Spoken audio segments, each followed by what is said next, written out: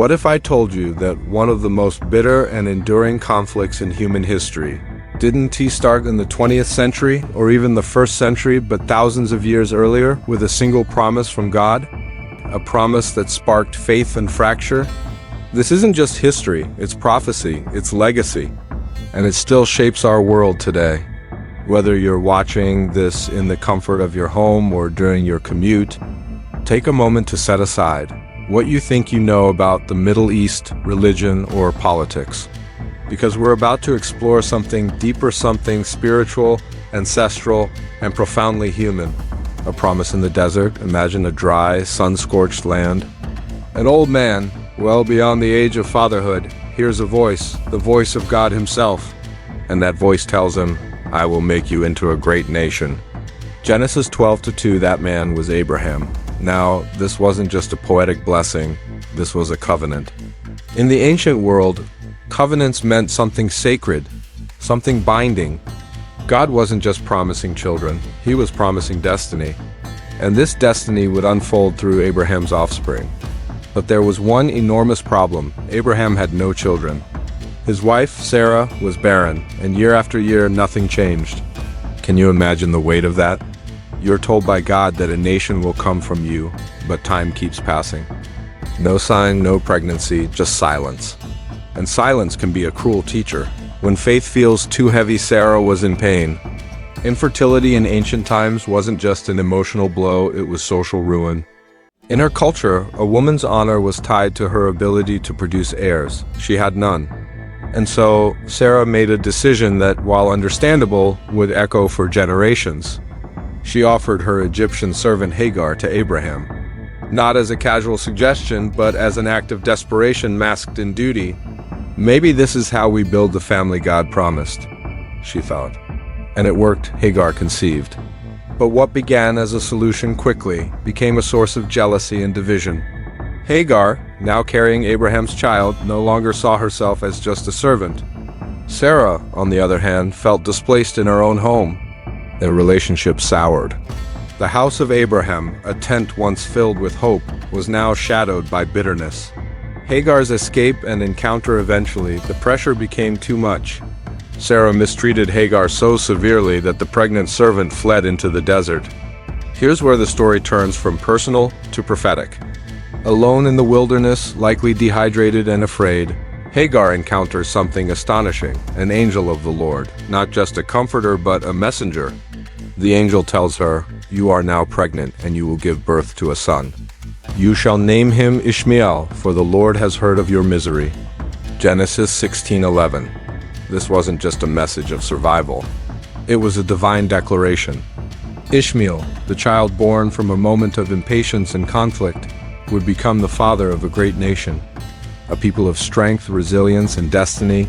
2 sons, 2 paths. When Ishmael was born, Abraham was overjoyed. But years later, Sarah, now miraculously pregnant in her old age, gave birth to Isaac, the son God had always intended as the child of promise. Here's where the real tension begins. 2 boys, 2 mothers, 1 father. Both sons were deeply loved by Abraham, but only one would inherit the spiritual covenant. This division wasn't merely about family, it was about legacy, land, and divine mission. It's where the roots of the Jewish and Arab identities begin to diverge. And yet, here's the uncomfortable truth: both sons were blessed by God. Real-life parallel, the conflict of expectation. Let's pause for a moment and draw a real-world parallel. Have you ever been part of a family or a workplace where 2 people feel like they were promised the same thing? Maybe a promotion, maybe a parent's affection, maybe recognition? Now imagine if that thing was a divine promise, a land, a spiritual birthright. That tension, that silent rivalry. Multiply it by millennia and you get the geopolitical and spiritual tension we see between Jews and Arabs today. That's why understanding the story of Abraham, Sarah, Hagar, Isaac, and Ishmael isn't just a Bible study, it's a study of humanity's deepest wounds and longings. God's blessing isn't a zero-sum game. What's especially profound is how God handled this tension. He didn't say, "Only Isaac matters." He said, "As for Ishmael, I have heard you. I will bless him and make him into a great nation." Genesis 17:20. We often act like God's love is limited, that if one person is chosen, another must be rejected. But the story of Ishmael and Isaac flips that logic on its head. Both were chosen, both were loved, both were part of God's bigger plan. This realization challenges modern religious thinking, especially among those who use these ancient stories to justify exclusion or dominance. The God of Abraham is not a God of scarcity, but of abundant generational blessing. Ending Part 1, A Lesson in Human Nature. The rivalry between Isaac and Ishmael didn't just begin with a birth. It began with a choice, a very human one, to take God's timing into our own hands, and haven't we all done that? Whether it's a career move, a relationship, or a dream we've waited too long for, we all reach for shortcuts when the silence gets too loud. But shortcuts often create detours. Not dead ends, but winding roads filled with complexity and unintended consequences. That's the story of Abraham's household, and it's the story of much of human history.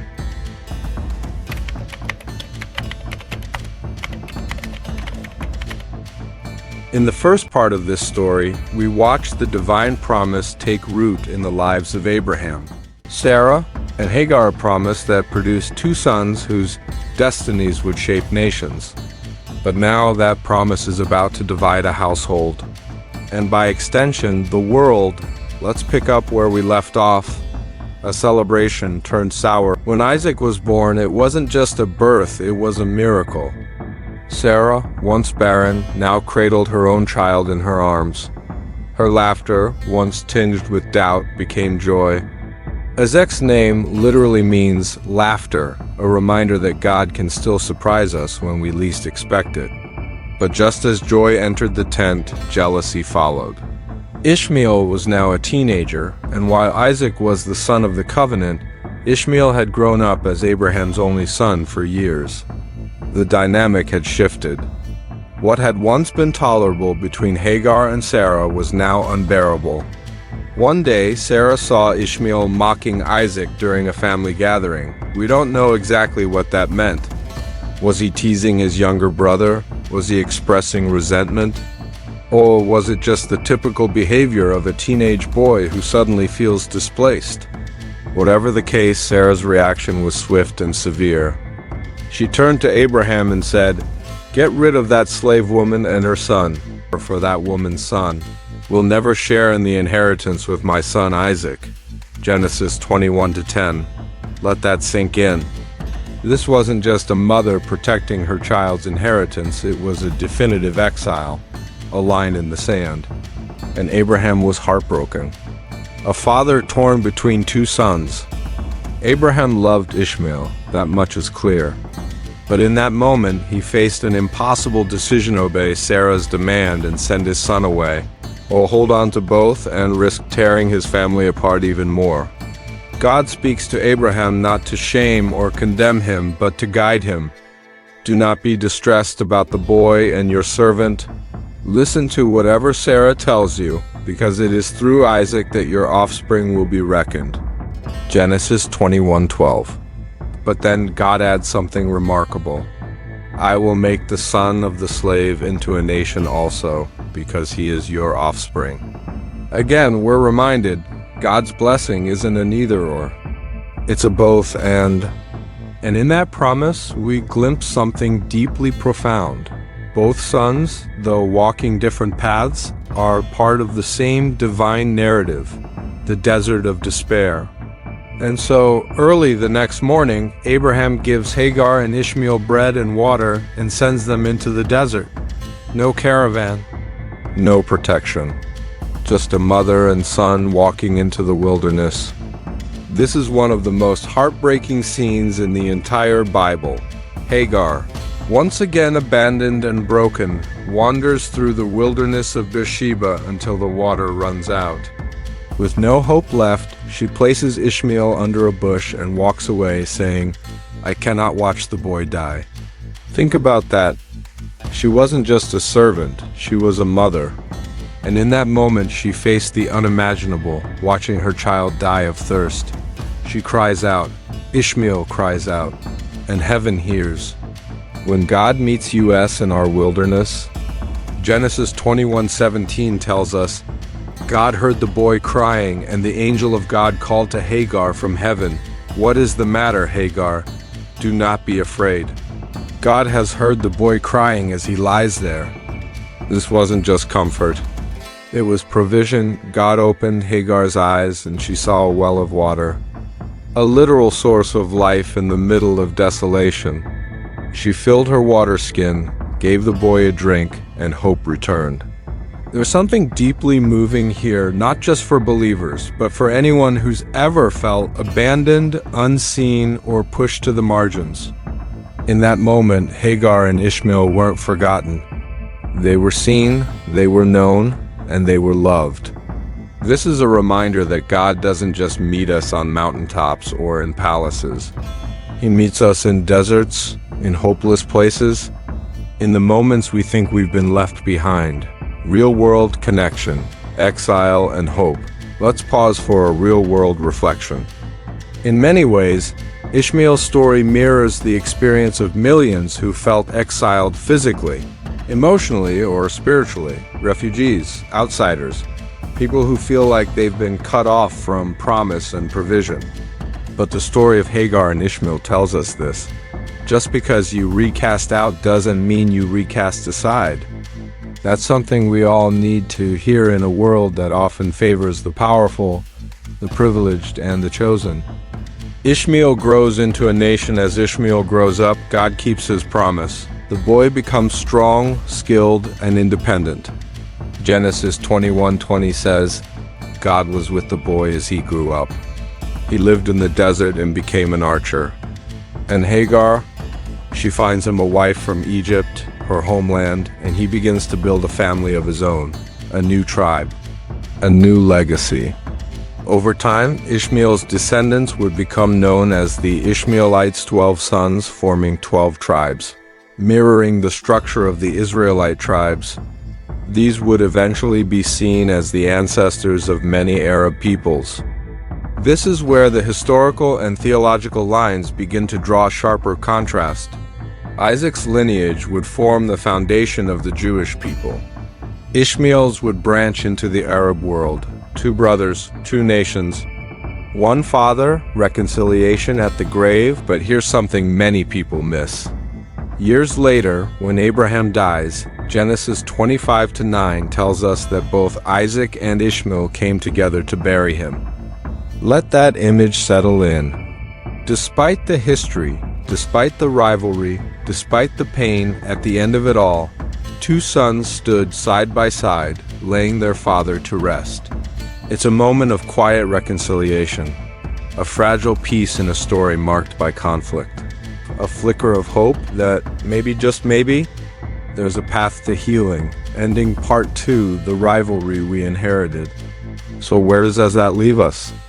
The story of Isaac and Ishmael isn't just about 2 boys in the Bible. It's about us, about the way we define blessing, about the way we exclude others from what we think belongs to us, and about how easily jealousy can turn sacred spaces into battlegrounds.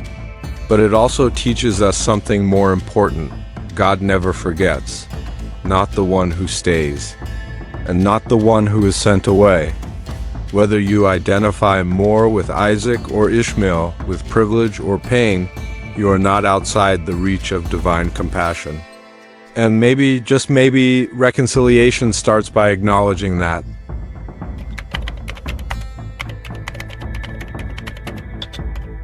In the previous chapters of this story, we followed the family of Abraham, how 2 sons, Isaac and Ishmael, came from the same promise yet took very different paths. One became the father of Israel, the other of the Arab nations. Now we turn the page to ask the hard question: how did a family feud become a geopolitical crisis? Because the conflict between Jews and Arabs isn't just political. It's historical, it's spiritual, and it's deeply personal. Let's explore how this rivalry, born in tents and deserts, still echoes in the streets of Jerusalem, and what it might mean for our future, from bloodlines to borders. After the burial of Abraham, the lines between Isaac and Ishmael's descendants grew more defined. Isaac's son Jacob became Israel. Ishmael's descendants spread across the Arabian Peninsula. The Bible traces the 12 sons of Ishmael as tribal leaders, powerful in their own right. Genesis 25:13-16, and for a while they coexisted. But as time passed, proximity gave way to friction. Land, trade, and inheritance stirred tensions. And over generations, what began as a sibling rivalry transformed into tribal hostility. Later, when Moses led the Israelites out of Egypt, they would encounter resistance from nations descended from Abraham's other children. These early skirmishes weren't just over resources, they were over identity. Who are the real heirs of Abraham? That question still lingers today. Faith systems built on a family tree. To understand the full scope of this tension, we need to zoom out beyond bloodlines and look at belief systems. Judaism sees Isaac as the child of promise, the one through whom God's covenant flows. Christianity affirms this, but adds a radical twist through Jesus. That promise extends to all who believe, regardless of lineage. Islam, however, reveres Ishmael. In fact, many Muslim traditions hold that it was Ishmael, not Isaac, whom Abraham nearly sacrificed in obedience to God. So we're not just talking about history, we're talking about scripture, sacred memory, and competing narratives of who is chosen, who is blessed, and who belongs. These aren't small disagreements. These are identity-shaping claims. And when each group believes they're the rightful heirs of divine promise, the potential for conflict multiplies. Modern fallout, Israel, Palestine, and promises. Let's bring this ancient rivalry into the present. In 1948, the modern state of Israel was established. For Jews, it was the fulfillment of prophecy, a return to their ancestral home. For many Arabs, especially Palestinians, it was viewed as a loss, a displacement, a national wound that still bleeds. Since then, wars have erupted, peace talks have stalled. And cities like Jerusalem have become battlegrounds not just for territory but for theology. Consider this. Jerusalem is